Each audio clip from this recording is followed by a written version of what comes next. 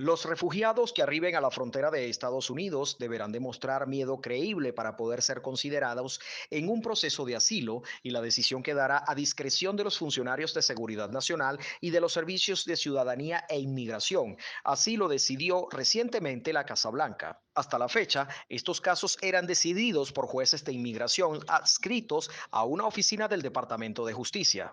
El abogado especialista en inmigración, Guillermo Nolivos, aseguró en nuestro programa Buenos Días que esta medida obligará a los venezolanos que crucen en la frontera de Estados Unidos a preparar mejor los argumentos de sus casos de asilo. El gobierno lo que está haciendo ahora es simplificar el proceso. Está dándole la potestad de determinar si una persona califica para asilo o no a los oficiales de asilo en la frontera. O sea, están ahora creando estas nuevas posiciones de oficiales de asilo.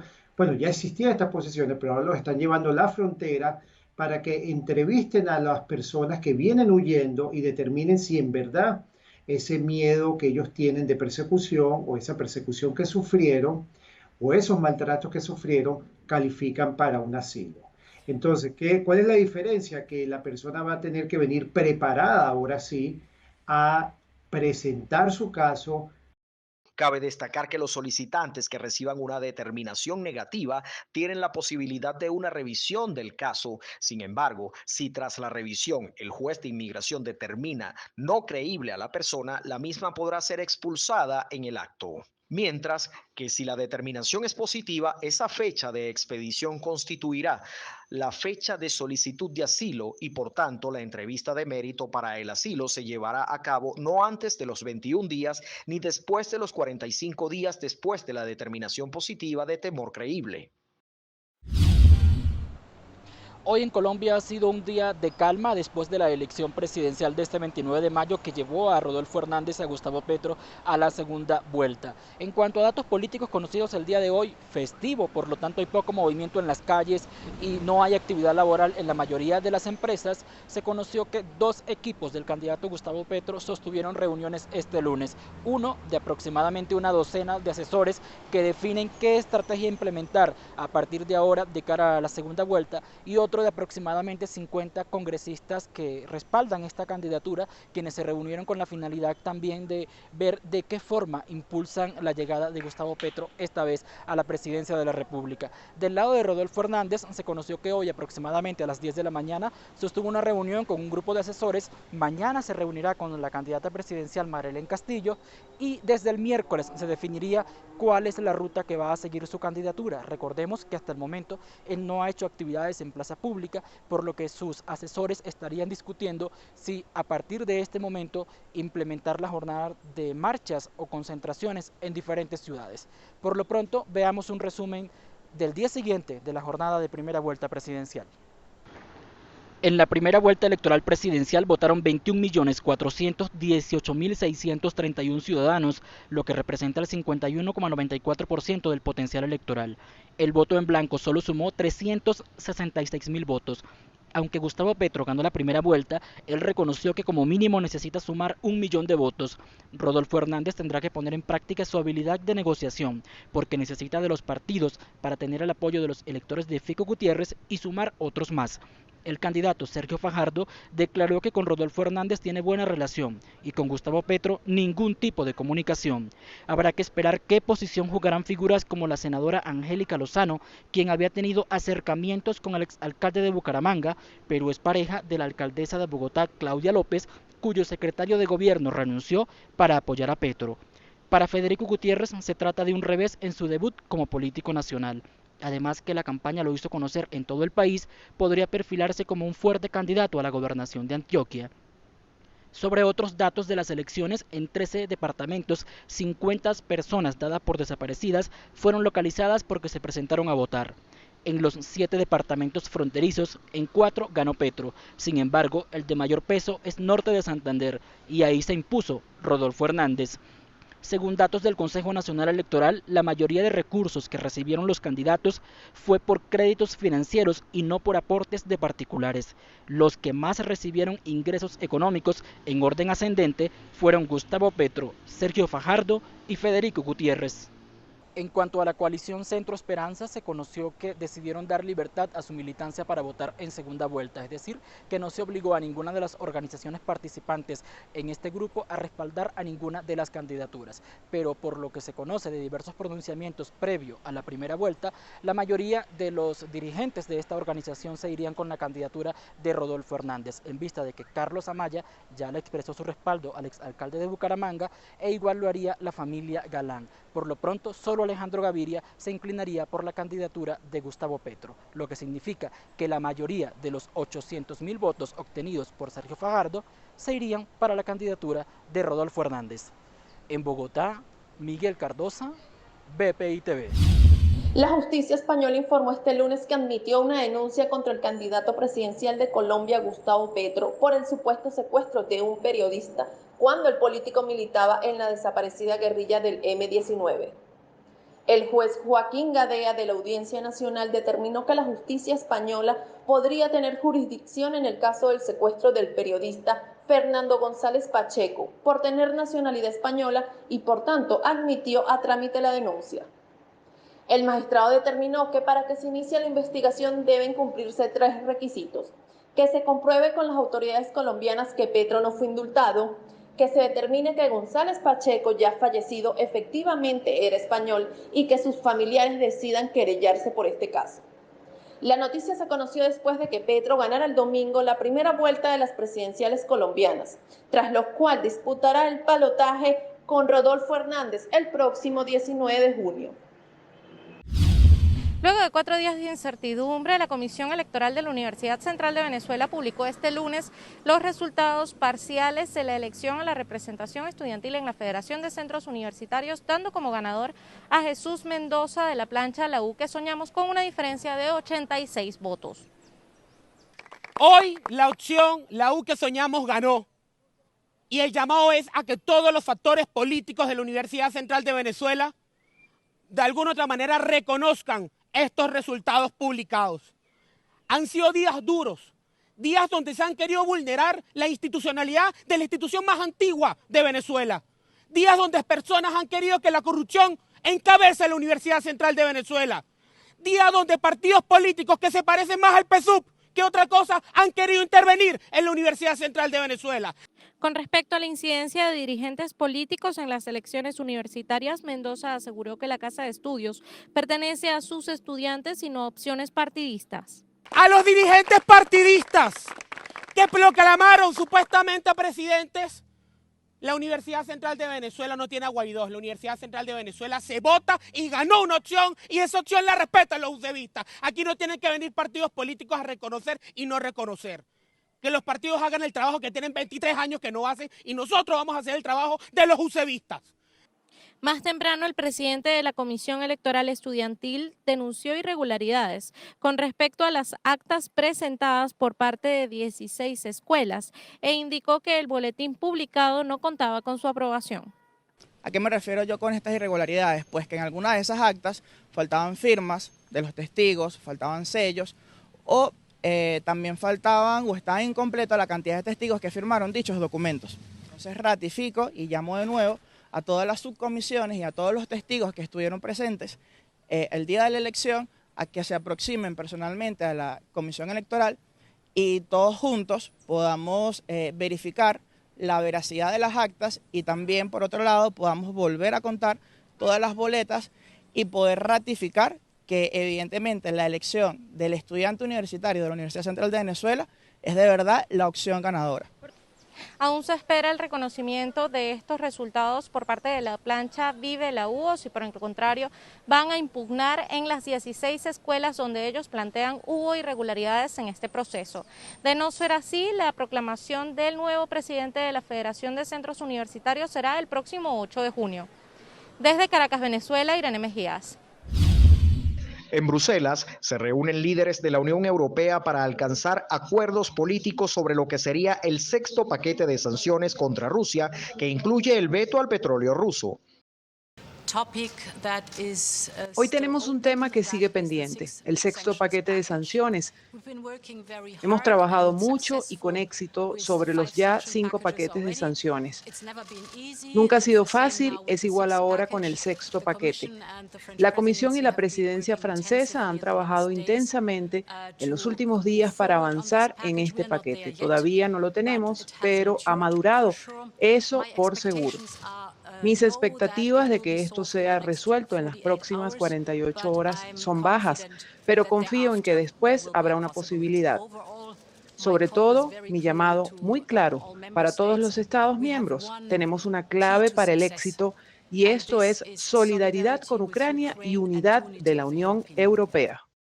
La cumbre, convocada por el presidente del Consejo Europeo, Charles Michel, aboga una propuesta para prohibir la importación rusa de energía vía marítima que entraría en vigencia a finales del año y además una exención temporal para el petróleo del oleoducto más largo del mundo que transporta crudo desde Rusia a Ucrania, Bielorrusia, Polonia, Hungría, Eslovaquia, República Checa, Austria y Alemania. Las madres, padres e instituciones educativas constituyen los principales agresores a los derechos de niñas, niños y adolescentes. Así lo explica SECODAP en la presentación de su informe anual Somos Noticia, capítulo de vulneraciones precisamente a los infantes. Durante la presentación, SECODAP indicó que entre abril de 2021 y marzo de 2022 fueron atendidos por el Servicio de Asistencia Jurídica de la institución 673 personas. Sin embargo, denunció la centralización en la atención, ya que hay estados que no cuentan con servicios de asistencia. Mientras más alejado de la capital estamos, menos servicios y posibilidades de protección hay.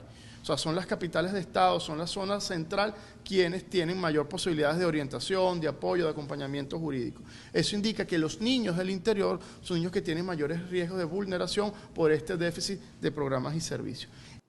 El derecho a la integridad personal constituye la mayor vulneración de derechos para niños, niñas y adolescentes, con un 32.24%, siendo el abuso sexual, maltrato y abuso físico las principales denuncias recibidas por SECODAP. Le siguió el derecho a la educación, en cuyo caso el principal problema se reflejó ante la imposibilidad del pago de las cuotas de escolaridad. Se recibieron 25 solicitudes. Y estas solicitudes en su mayoría de los casos están dadas por situaciones de discriminación con respecto al pago de las matrículas de los colegios privados. También los niños tuvieron dificultades en el acceso a sistemas de evaluación, problemas con notas, con exámenes, sobre todo agravados por los contextos de pandemia. También se recibieron a niños que no se les permitía la prosecución escolar por problemas de comportamiento, siendo una contravención a lo que está en la LOGNA. Y bueno, también hubo solicitudes de padres que exigieron una educación de calidad, que ellos consideraban que el proceso educativo de sus hijos no era de la calidad esperada. SECODAP evidenció una mejoría en la recepción de casos por parte del Ministerio Público y los consejos de protección. Sin embargo, señalaron que es necesario insistir en la evaluación de la efectividad de los procedimientos en los términos de restitución efectiva a los derechos vulnerados. SECODAP recomienda al Estado venezolano el diseño y la aplicación de políticas públicas que garanticen, promuevan y difundan los derechos de niñas, niños y adolescentes y así evitar las vulneraciones a los mismos. Desde Caracas, Venezuela, Irene Mejías. El Colegio Nacional de Periodistas Seccional Caracas junto al Observatorio Venezolano de Prisiones exigieron la liberación del fotoreportero Carlos de Biais, quien permanece detenido a pesar de que el pasado 12 de abril el tribunal emitió su boleta de excarcelación, lo que significaba, o es lo que entendíamos, que su liberación iba a ser inmediata. Han pasado ya 49 días y Carlos de Biais sigue estando detenido. Esto representa evidentemente una violación a los derechos humanos, una violación al debido proceso.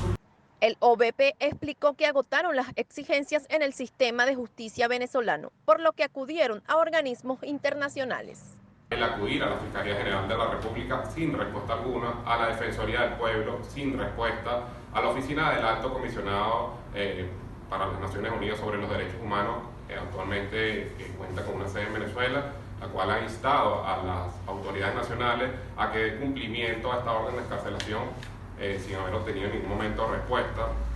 En el ámbito internacional hemos acudido al grupo sobre las detenciones arbitrarias, a la Organización Mundial contra la Tortura, incluso Amnistía Internacional ya se ha pronunciado. El abogado del Observatorio Venezolano de Prisiones aseguró que seguirán agotando todas las instancias internacionales hasta que el Ministerio de Asuntos Penitenciarios acate la decisión de excarcelación emitida por los tribunales venezolanos. Desde Caracas, Venezuela, María Alejandra Silva. La Organización Mundial de la Salud ha registrado hasta el momento 257 casos de la viruela del mono en más de 23 países. Pero ¿deben los venezolanos alarmarse ante el incremento de los casos de este virus? La viruela de mono o viruela símica, como se le puede llamar, es causada por un virus, un poxvirus, que es endémico en África. El reservorio de este virus no es totalmente conocido, pero se piensa que en general son pequeños roedores como las ratas gambianas, lirones, las ardillas africanas, no las ardillas que tenemos aquí en América, son el reservorio y eventualmente también se infectan los monos. Y tanto estos pequeños roedores como los monos pueden transmitirla a los humanos cuando ellos entran en contacto, bien sea para consumo o como mascota. El periodo frecuente de incubación es de 6 a 13 días, pero puede también oscilar entre 5 y 21 días. Los síntomas pueden durar entre 2 y 4 semanas. La sintomatología es fiebre, muy importante, adenopatía, linfadenopatía, es decir, inflamación de los ganglios linfáticos. Eso acompaña mucho a esta enfermedad. Y obviamente después aparecen esas pequeñas llaguitas, pústulas que pueden parecerse un poco a la lechina como enfermedad similar. Entonces, importante estar pendiente de estos síntomas y como medida responsable, si uno tiene esos síntomas, acudir, alertar a su médico y aislarse, ¿no? La Academia Nacional de Medicina explicó que el virus es muy poco transmisible entre humanos y es incapaz de establecer largas cadenas de transmisión. Para la COVID empezó en 2,5 y terminó prácticamente en 15. Una persona podía transmitírselo a 15 personas si no tenía mascarilla y si no estaban vacunados. En este caso, el valor estimado, eso se llama R0, es de 0,8, es decir, ni siquiera a una persona. La viróloga aseguró que la población en general no debe alertarse ante el aumento de los casos de este virus, debido a que es una enfermedad generalmente benigna. Es una enfermedad mucho más benigna que la viruela, que es su primo lejano, que fue erradicada, la OMS la declaró erradicada en 1980. Es mucho más benigna, la viruela humana sí era algo mucho más peligroso. Realmente esta enfermedad podría revestir un riesgo a personas inmunosuprimidas, personas mayores, etcétera, pero en general es una enfermedad benigna. Los especialistas recordaron que la viruela humana fue erradicada en 1980, gracias al uso de la vacuna, y que al parar la vacunación, la población perdió su inmunidad contra esa enfermedad y otros virus. Sin embargo, hasta el momento, la Organización Mundial de la Salud no considera crear un programa de vacunación masivo. No hay un tratamiento específico contra esta enfermedad ni una vacuna. La misión de observación electoral de la Unión Europea calificó como positivo el balance luego de la realización de la primera vuelta presidencial. El eurodiputado Javi López, quien encabeza el equipo, señaló que la clave fue adoptar las recomendaciones frente a los errores que se presentaron en la pasada elección del Congreso del 13 de marzo. Creemos que se ha contribuido a restaurar en buena parte la confianza en el sistema electoral después de las fallas que se encontró en el preconteo del país de las elecciones legislativas. Importantes cambios que han contribuido a esta mejora de la confianza han sido la mejora en la capacitación de los jurados, una fuerte presencia de testigos de las diferentes candidaturas, una doble transmisión de los resultados para el conteo, algo que minimiza errores. Son algunos de los ejemplos de las cosas que hemos visto esta jornada electoral.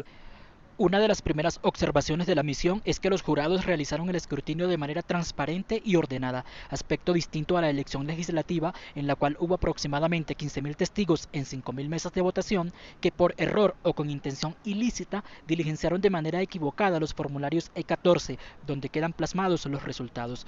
Por otro lado, lo que sí cuestionó el eurodiputado es la suspensión de los alcaldes de Ibagué y Medellín por parte de la Procuraduría, a pesar de que este ente de control afirma que no se trata de una destitución, sino una suspensión por participar en política. En este sentido, este 31 de mayo se levantó la suspensión al alcalde de Ibagué porque ya el candidato que apoyaría no está en la contienda presidencial. Nosotros, la Misión de Observación Electoral de la Unión Europea, lo que valoramos es que, en primer lugar, nos parece cuestionable a ojos de la Constitución y la legislación colombiana esa suspensión de 4 alcaldes por su participación política. En segundo lugar, que más allá de que sea cuestionable a ojos de su legislación, en términos de estándares internacionales, por lo que hace a la participación política, es profundamente anómalo que suspenda un órgano administrativo un alcalde, un servidor público, un funcionario público. López recordó que la misión de observación de la Unión Europea está compuesta por eurodiputados de diferentes ideologías. Los integrantes son de 7 partidos. Se trata de 20 analistas y 30 observadores, quienes pernoctan en el país analizado durante 5 meses antes del proceso electoral. Los resultados de la misión de observación electoral de la Unión Europea coinciden con la versión oficial que informan de la tranquilidad y el civismo que reinó durante la primera vuelta presidencial, aspectos que esperan se repitan para el balotaje del 19 de junio. En Bogotá, Miguel Cardosa, BPI TV. En la ciudad de Caracas se reportaron 544 muertes violentas, una ligera disminución con respecto a las 599 reportadas en el año 2020, siendo el mes de julio de 2021 el más violento y los cuerpos de seguridad del Estado los principales presuntos responsables.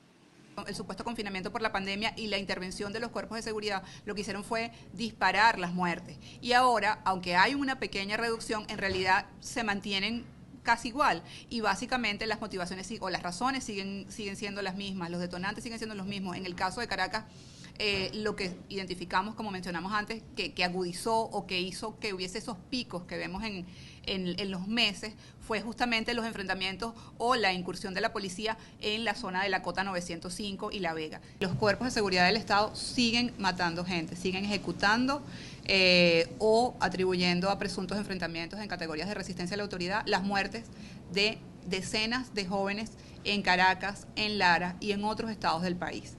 Entre los municipios más violentos de la ciudad capital se encuentran Sucre y Libertador, siendo las zonas de Petare, La Vega, Sucre, El Valle y El Paraíso las parroquias donde se presentaron mayor incidencia de homicidios.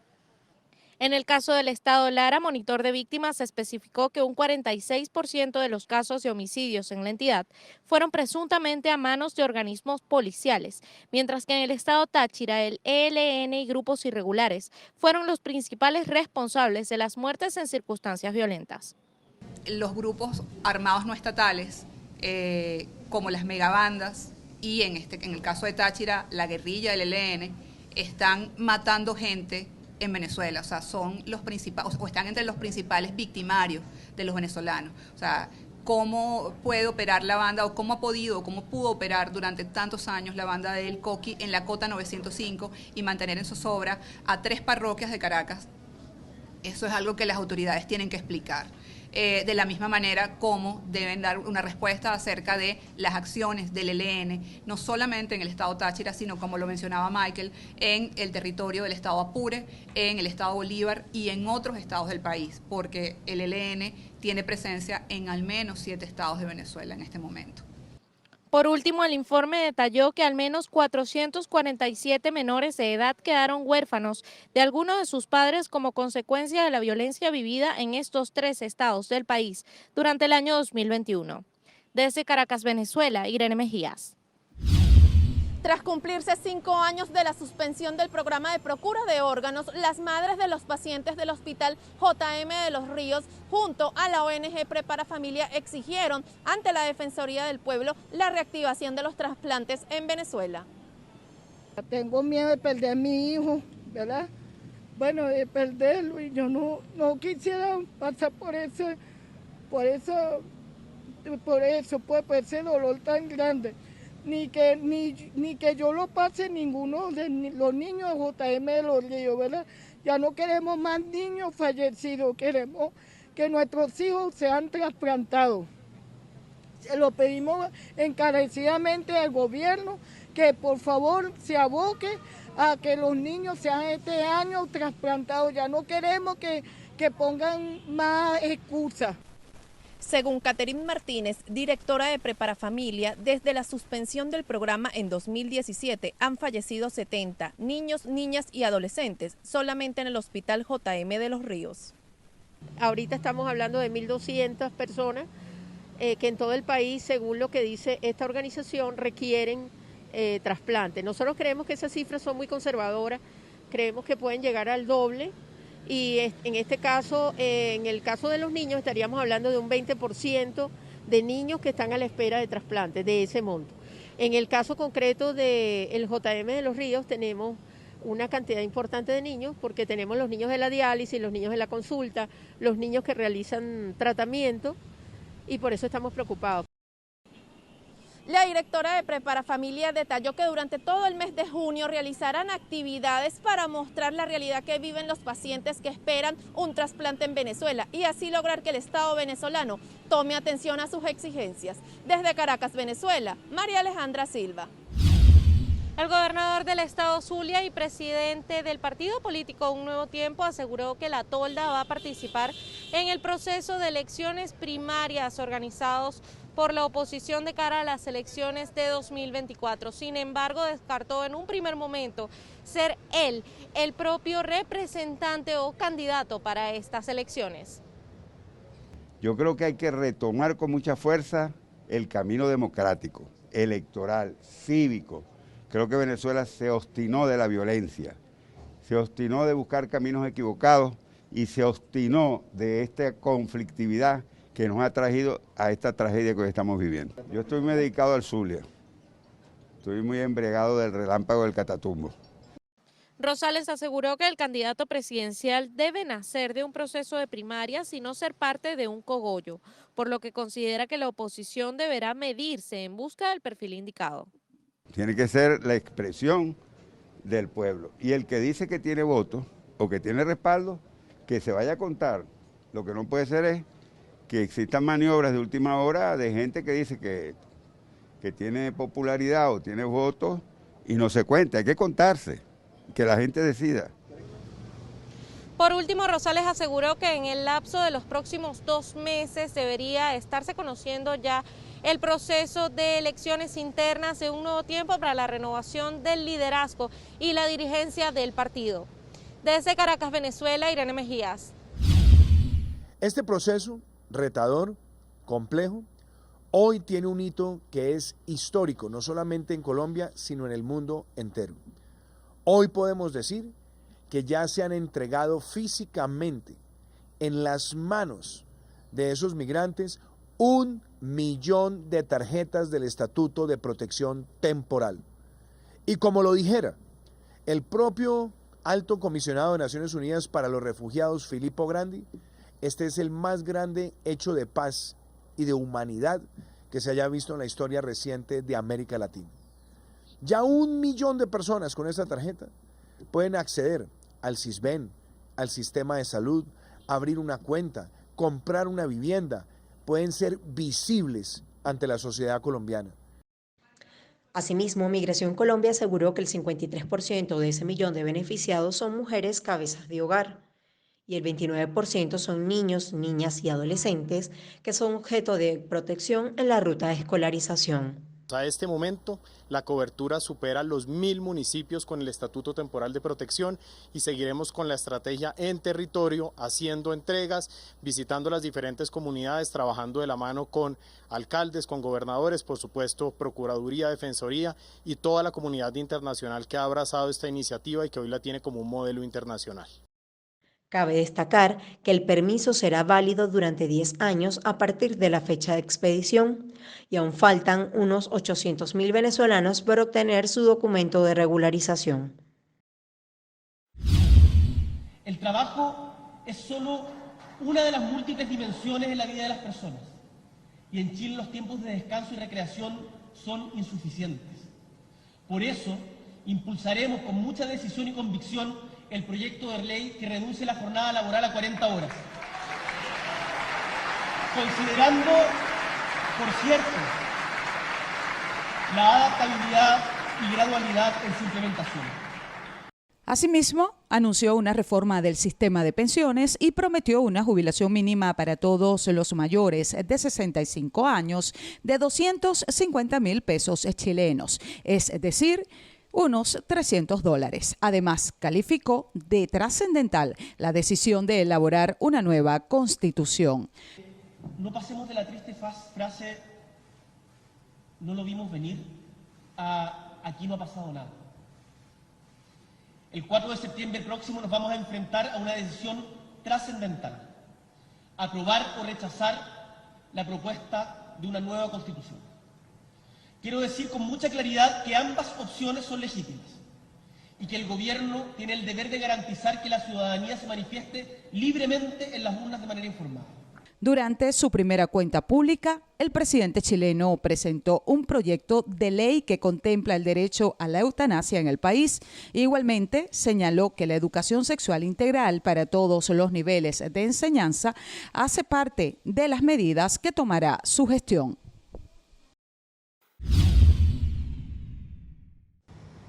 El secretario general de Acción Democrática, Henry Ramos Alú, afirmó que los dirigentes inhabilitados podrán participar en las elecciones primarias del bloque opositor.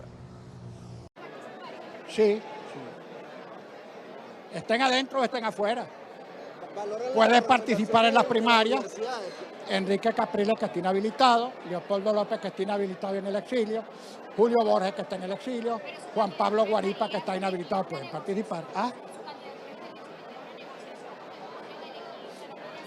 Ellos van a ser candidatos, ya vamos a ver qué pasa. Yo no puedo adelantar hipótesis, vamos a ver que se hagan las primarias y a ver quién las gana. El dirigente explicó que el proceso de las primarias será dirigido por una comisión electoral conformada por el bloque opositor y no por el Consejo Nacional Electoral. El proceso lo va a dirigir una comisión electoral designada por la oposición. No lo va a regir el Consejo Nacional Electoral. Ahora, si hay que pedir apoyo técnico para que te presten las máquinas, pues ¿por qué no? ¿Por qué no? De todas maneras, cuando vayas a la elección presidencial, no la tienes que hacer con esa máquina y con ese CNE. Esas son realidades que hay que manejar. Pero repito, el proceso interno no lo va a manejar el Consejo Nacional Electoral. El proceso interno de escogencia del candidato de la oposición lo va a manejar una comisión electoral designada por la unidad. Por último, el dirigente confirmó el regreso del bloque opositor a la mesa de negociación con la administración de Nicolás Maduro. Sin embargo, hasta el momento no han establecido una fecha o si el regreso será a México u otro país. Desde Caracas, Venezuela, María Alejandra Silva. Las personas mayores, conjuntamente con los niños, son de las más afectadas por la emergencia humanitaria compleja que está viviendo Venezuela y que sin lugar a dudas, pues, los someten sobre todo a ellos a una desigualdad extrema. En Venezuela, nuestros pensionados perciben entre 25 y 26. Cabe destacar que recientemente se incrementó la pensión de $3. Percibían $3, subió a 28, pero con el proceso de evaluación que hemos estado viviendo en las últimas 3 semanas, que ha sido importante, ya de 28 va por 25, ya va perdiendo y $3 supone un peso importante. Luis Francisco Cabezas expuso otra problemática. Las personas de tercera edad han quedado en una situación de soledad debido a los más de 6 millones de venezolanos que abandonaron el país. Muchos de ellos, de esos adultos mayores que atraviesan severas dificultades, lo hacen en situación de soledad. Esto agrava aún más tomando en cuenta que muchos de ellos no tienen a su lado, en muchos casos, ese soporte, ese muro de contención que en ocasiones es la propia familia. Debemos decir que en Venezuela, pues, el principal espacio de protección que tú tienes es tu propia familia, porque si te vas al tema de salud, pues, tener acceso a un seguro privado es prácticamente imposible. Es decir, eso es un privilegio de unos pocos. Por otro lado, Cabezas denunció que en Venezuela no hay soportes ni políticas públicas para proteger a los adultos mayores. Además, el director de Convite manifestó que la edad no puede convertirse en un factor de discriminación. Trabajadores y sindicatos del sector salud denunciaron la violación de sus derechos laborales a través del instructivo ONAPRE. Tenemos que trabajar con las manos, somos personal de mantenimiento, no tenemos un cloro, no tenemos un cepillo, no nos dan guantes, no nos dan nada y todavía nos exigen. Trabajamos juntos con la pandemia. ¿Hasta cuándo, señor presidente, nos vas a tener pasando trabajo y hambre? Los gremios explicaron que han perdido cerca del 60% de sus beneficios contractuales. Ahora crean un instructivo donde nos rebajan todas las cláusulas, más del 60% en cada cláusula, y nos dejan al libre albedrío de ellos. Entonces cada vez nos rebajan más, y desde marzo en adelante, todas las quincenas cobramos un sueldo diferente. Todas las quincenas estamos cobrando un sueldo distinto, cada vez menos, cada vez hacia abajo. Los dirigentes sindicalistas aseguraron que continuarán protestando hasta lograr la derogación del instructivo ONAPRE.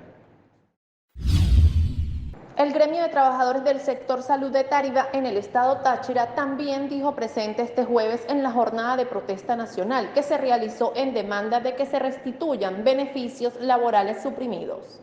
Y estamos aquí haciendo una protesta pacífica porque fueron muchas las cosas que nos han sido violentadas, los sueldos, bonos nocturnos, las quincenas nos las pagan cuando ellos quieren.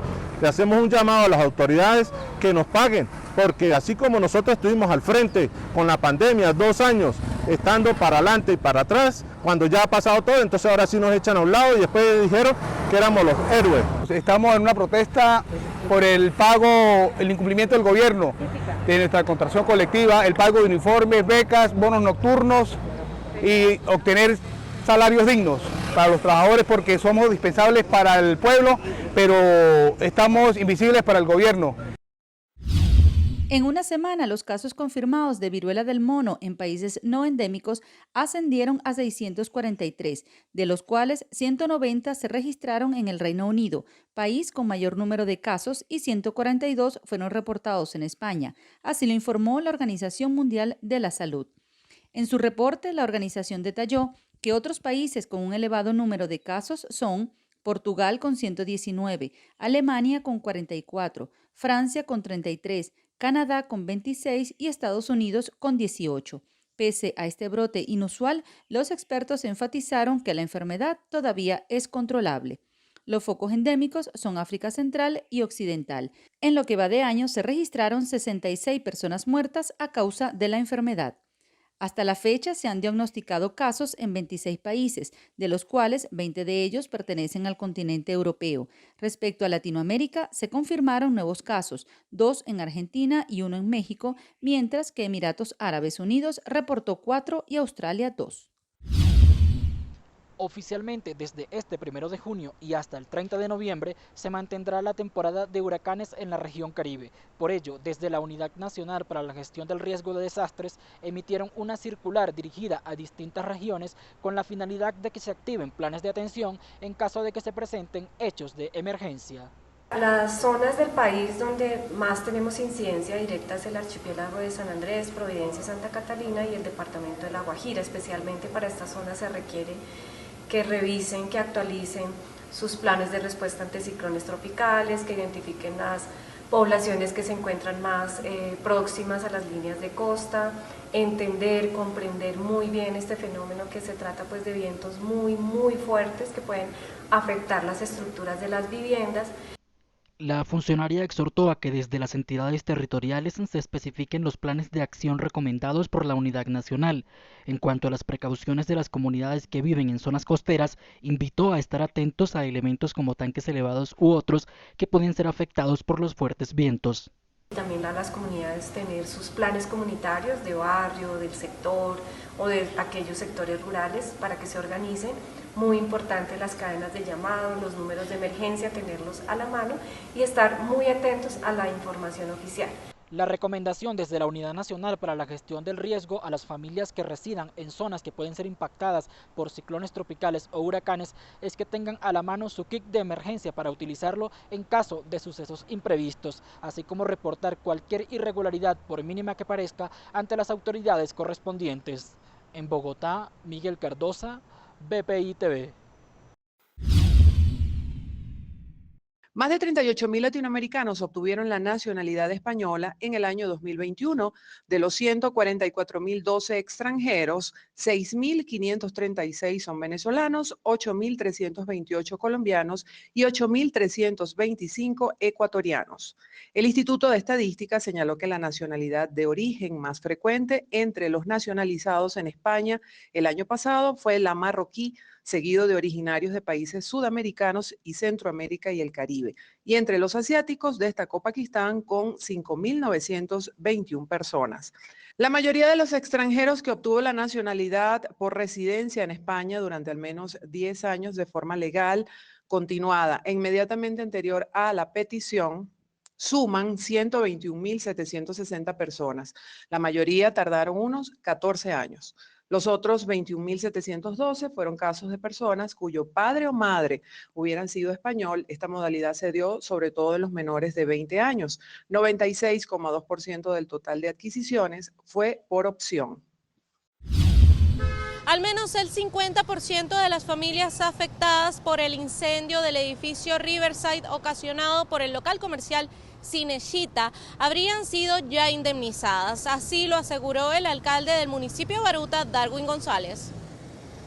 Nosotros hemos sido mediadores del proceso. Es un proceso que indudablemente termina en tribunales, porque hay gente que puede sentirse afectada, indudablemente ya eso es fiscalía, ese proceso está en fiscalía y en algunos tribunales.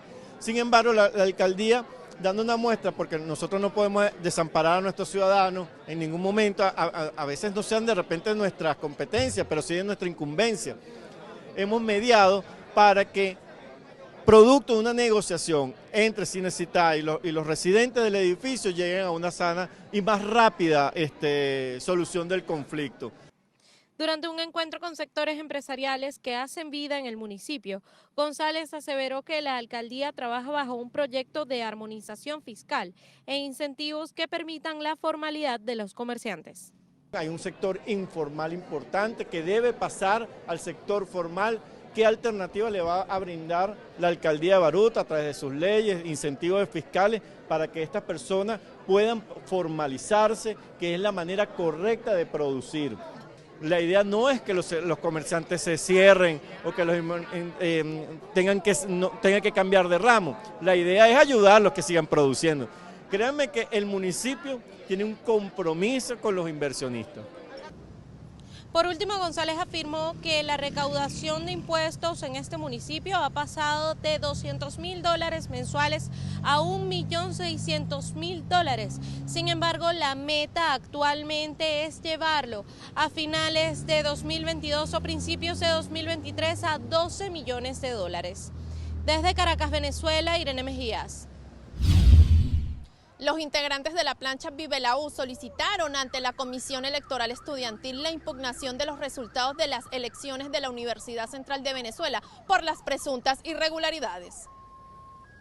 El día de hoy, último día del lapso de impugnaciones a los resultados de las elecciones estudiantiles, nos encontramos en la Comisión Electoral introduciendo distintas cartas en conjunto con nuestros aliados en las distintas escuelas de esta plancha Vive la U, para solicitar la revisión de las irregularidades que hemos venido denunciando desde las últimas semanas de manera formal como plancha. Estas cartas fueron dirigidas al profesor Humberto Angrisano y al profesor Carlos Martín, que presiden y es el secretario de la Comisión Electoral de la Universidad, y también al bachiller Roángel Ojeda, presidente de la Comisión Electoral Estudiantil, para que hagan la revisión formal con nuestras pruebas, nuestros alegatos de las irregularidades que hemos venido denunciando durante las últimas semanas. El candidato a la presidencia adjunta de la Federación de Centros Universitarios aseguró que seguirán defendiendo la autonomía de la UCB, por lo que no acudirán a instancias judiciales. Es importante decir que esta plancha Vive la U ha defendido la autonomía universitaria no solamente durante este proceso, sino también durante todas nuestras gestiones que nos respaldan en nuestros órganos de gobierno y cogobierno. Nosotros defendemos la autonomía universitaria y así la vamos a seguir haciendo. La Universidad Central de Venezuela tiene sus espacios, tiene la Comisión Electoral, tiene el Consejo de Apelaciones, tiene el Consejo Universitario. Nuestra voz ha sido oída ya durante el proceso electoral en nuestros órganos autónomos y así lo vamos a seguir exigiendo. Los estudiantes esperan que la Comisión Electoral Estudiantil se pronuncie el próximo martes con respecto a sus peticiones, entre las que se encuentran el reconteo de votos o la convocatoria a realizar elecciones estudiantiles nuevamente. Desde Caracas, Venezuela, María Alejandra Silva. El día de hoy, mediante 2 diligencias de allanamiento y registro realizadas por parte del Cuerpo Técnico de Investigación de la Fiscalía y de la Policía Nacional, fueron capturadas 5 personas en la ciudad de Medellín por su presunta participación en el homicidio del señor Marcelo Daniel Pecci Albertini, quien fue asesinado el 10 de mayo en un reconocido hotel de la isla de Barú. Las aprehensiones se habían dado como parte de un operativo que involucra a efectivos de Paraguay y Colombia. Así lo informó el presidente Iván Duque. Se conoció que los aprehendidos serían señalados por los delitos de porte ilegal de armas y homicidio agravado. La evidencia que se cuenta es importante, es robusta, se ha hecho una labor de pesquisa e investigación al detalle y quiero felicitar el trabajo compartido entre la Fiscalía de Colombia y por supuesto nuestra Policía Nacional. Todos los detalles serán revelados a la opinión pública una vez se surta todo el proceso de legalización de estas capturas y pasen por el procedimiento de la revisión del juez de control de garantías. Asimismo, Duque agradeció a los agentes que estuvieron al frente de la investigación y recordó la solidaridad con los familiares del fiscal Pecci. Por su parte, el presidente paraguayo Mario Abdo agradeció el compromiso de los organismos del Estado colombiano en la investigación sobre la trágica muerte del fiscal Marcelo Pecci, en la que policías y fiscales de ambos países trabajan cooperativamente buscando justicia y ya avanza con la captura de los sospechosos de su muerte. Cabe destacar que el fiscal antidrogas fue asesinado mientras celebraba su luna de miel. Además, ese mismo día se conoció que estaría esperando su primer hijo. El remanente del huracán Ágata, que dejó 9 muertos y 4 desaparecidos en México, está provocando por estos días intensas y persistentes lluvias en el occidente de Cuba. Las autoridades de la isla han advertido ya sobre este fenómeno meteorológico que, según el Centro Nacional de Huracanes de Estados Unidos, continúa fortaleciéndose y puede convertirse en la primera tormenta tropical del Atlántico esta temporada. Por el momento no se ha informado de daños materiales o personales en Cuba. La Dirección de la Defensa Civil cubana recomendó mantener la vigilancia hidrometeorológica por una extensa y desorganizada área de bajas presiones entre el noroeste del Mar Caribe y gran parte de la isla. La mayor preocupación radica en la saturación de los suelos debido a las precipitaciones de los últimos días, lo que podría derivar en inundaciones de zonas bajas y de difícil drenaje. El propio presidente cubano Miguel Díaz-Canel llamó en su cuenta de Twitter a prestar la mayor atención a la evolución meteorológica ante la acumulación de precipitaciones en esta semana. El pronóstico para este viernes es de lluvias y tormentas eléctricas fuertes e incluso localmente intensas en el occidente y centro de Cuba. Las temperaturas, por su parte, no superarán los 28 grados en la mitad occidental del país, inusualmente bajas para esta época del año. Los vientos podrían alcanzar los 40 kilómetros hora en el oeste de la isla y se prevén fuertes marejadas en ambos litorales occidentales. El Instituto de Meteorología ISMET de Cuba prevé la formación de hasta 17 ciclones tropicales, de los que 9 podrían alcanzar la categoría de huracán, y de ellos estiman hay un 85% de probabilidades de que uno afecte a Cuba.